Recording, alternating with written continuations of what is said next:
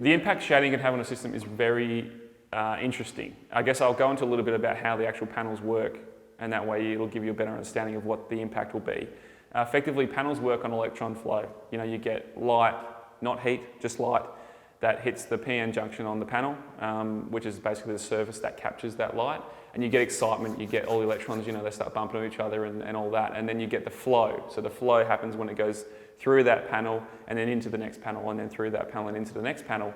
And how shading can impact that, and the reason that shading has such a big impact on that is that if a panel, let's say the panels now are standard split cell, which means they're basically cut in half, top and bottom. If the panel was shaded on that bottom part of the panel, now it doesn't have to be the whole panel, just like a square in the bottom, or if you've got bird poo on it or whatever it is. If it's a shade on that bottom piece, it actually will knock out that part of the panel. But specifically, the reason it knocks part of that panel out is that it creates, the electrons flow through and they hit that shade, and it's like putting the brakes on.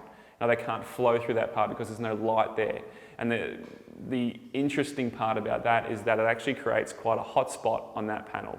And this is why I go so much on about products and their temperature coefficient and how effective they are in the environment, because I've seen a hotspot burn a hole through a panel, which effectively means your system doesn't work anymore, obviously because there's a hole in a panel. So ensuring that the shading impact is minimal, but more specifically that if there is shading on the panels, because again, no home is perfect. No home is specifically designed, unless you've actually built it yourself, for solar. So a lot of the times we're retrofitting systems to homes that have been there for 10, 11, 12 years, which that wasn't even a thing back then, no one even thought about it. So shading's not necessarily a bad thing as long as you're picking the products to suit that environment. You cannot find a better system than an SMA system that will look after the panels in regards to shading.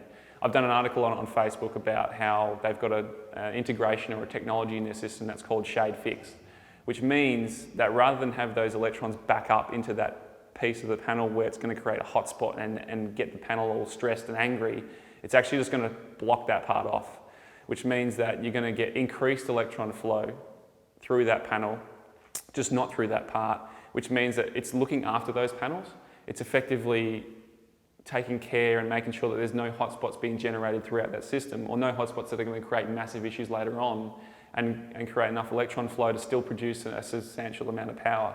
There's a study done where they're actually showing that the SMA is performing better than all those panels that are, I guess, optimized or microinverter systems, because it's able to do that, whereas no other brand and no other product on the market can actually do that. So when people ask me why, I guess I go SMA, or why I try to lessen the impact of shading on the system, then that's why. It's because those, I guess this shading can have such a significant impact on the system. But if there is shading, we need to accommodate for that, which means that picking the right products that are going to associate with that system to do the best job, and to do the best job for the next 20 years, rather than having any issues with it within that 3-year period.